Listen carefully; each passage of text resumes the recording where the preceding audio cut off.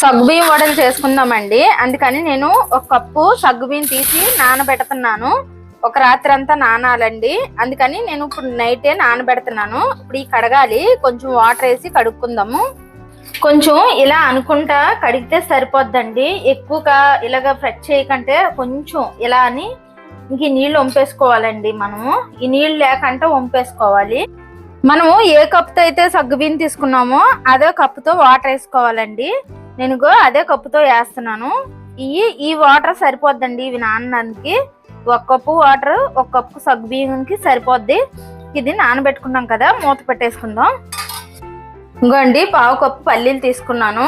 Cup సగ్గుబియ్యానికి పావు cup పల్లీలు తీసుకున్నాను నేను. ఈ పల్లీలు మనం ఇప్పుడు వేపుకుందాం రండి. ఇంకోండి కళాయి పెట్టుకున్నాము, పల్లీలు వేస్తున్నాను. సిమ్లో పెట్టి వేపుకుంటే బాగా వేగుతాయండి పల్లీలు, అందుకని నేను సిమ్లోనే పెట్టాను. ఇలా కలుపుతూ ఉంటే చుట్టూ ఏగుతాయండి, లేకపోతే కదపండి ఉంటే ఒక పక్క ఏగుతాయి, పచ్చి వాసన వస్తాయి మళ్ళీ. ఇంకో చూడండి ఇలా ఏగితే చాలండి. మనం ఇలా అనుకుంటే పొట్టు వచ్చేసి ఇలాగ ఉంటే చాలండి. ఇంకోండి పొట్టు వచ్చేస్తుంది కదా, ఇంకేగిపోయి ఇది ఆపేస్తున్నాను నేను. స్టవ్ ఆపేసి ప్లేట్లో చల్లారి పెట్టుకుందాం. ఇంకోండి ఇలా పొట్టు తీసుకోవాలి. ఇంకో పొట్టు తీసేసాను నేను. ఇంక ఇప్పుడు మనం మిక్సీ వేసుకుందాం. ఇంకోండి ఇలా పట్టుకోవాలి, బద్దలు బద్దలుగా ఉండేలా పట్టాలి. చూడండి ఎంత బరగ్గా పట్టానో. ఇలా పట్టుకున్నాం కదా, ఇప్పుడు మనము ఈ సగ్గుబియ్యంలో వేసేసుకుందామండి. ఇంకోండి ఇలా పట్టుకున్నాం కదా, ఇది నేను ఇప్పుడు సగ్గుబియ్యంలో వేసేస్తున్నానండి. ఇప్పుడు పల్లీల పొడి వేసేసాం కదండి. ఈ బంగాళదుంపలు నేను ఉడకబెట్టి పెట్టానండి. ఇవి కొంచెం మెత్తగా అవ్వకూడదండి, కొంచెం గట్టిగానే ఉండాలి. మనం తురుముతుంటే వచ్చేలాగా ఉండాలి. ఇప్పుడు నేను తురుముతున్నాను చూడండి. ఇంకోండి ఇలా తురుముకోవాలి. చూడండి తురిమేసాం కదా, ఇప్పుడు ఇందులో నేను ఇంకోండి సన్నగా కట్ చేసిన పచ్చిమిరపకాయలు వేస్తున్నాను. సన్నగా కట్ చేసిన ఉల్లిపాయ ముక్కలు వేస్తున్నాను. సన్నగా కట్ చేసిన కరివేపాకు, సన్నగా కట్ చేసిన కొత్తిమీర అండి. ఇవన్నీ వేసుకున్నాం కదా ఇప్పుడు మనము. ఇంకోండి రుచికి సరిపడిన ఉప్పు కూడా వేస్తున్నాను నేను. కొంచెం జీలకర్ర, ఇవన్నీ వేసాం కదండి. ఇప్పుడు మనం ఇదంతా కలుపుకుందాం. ఇంకోండి మొత్తం ఇంక ఇందులో వాటర్ ఏం అవసరం లేదండి. మనం గారెల పిండి ఎలా ఉంటుందో సేమ్ అలాగే ఉంటుంది. ఇది మొత్తం ఇలా కలిపేసుకోవాలి. ఈ బంగాళదుంప తురిమేం కదండి, ఆ చెమ్మతోనే సరిపోద్ది. ఇంకేమి వేయవసరం లేదు ఇందులో వాటర్. అదిని చూడండి సరిపోతుంది. ఇంకోండి ఆ బంగాళదుంప తురుముతోనే సరిపోతుంది. చూడండి ఇలా వండైంది కదా, ఇప్పుడు మనము ఇంతేనండి. ఇది కళాయి పెట్టుకొని నూనె పోసుకుందాం. ఇంకోండి కళాయి పొయ్యి పెట్టాం కదా, ఆయిల్ వేసాను, వేడెక్కుతుంది.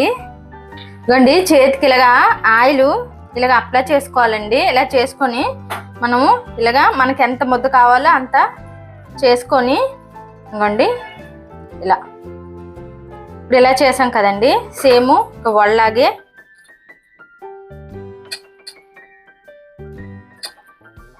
పెద్ద కావాలితే పెద్ద చేసుకోవచ్చు అండి, చిన్న కావాలితే చిన్నవి చేసుకోవచ్చు.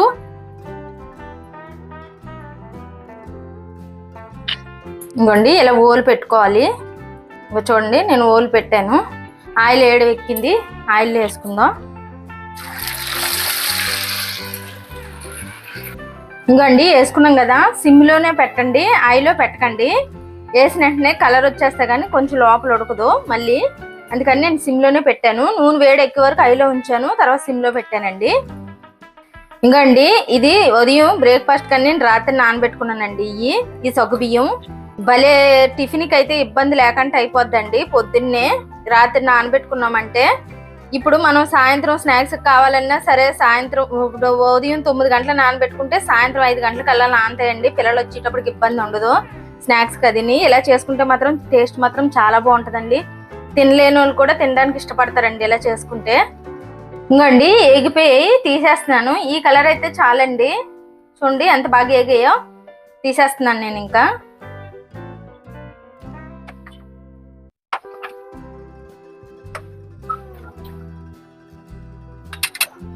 ఇంకోండి వడలు వేసాం కదా, సగ్గుబియ్యం వడలు. చూడండి ఎంత సాఫ్ట్గా వచ్చిందో.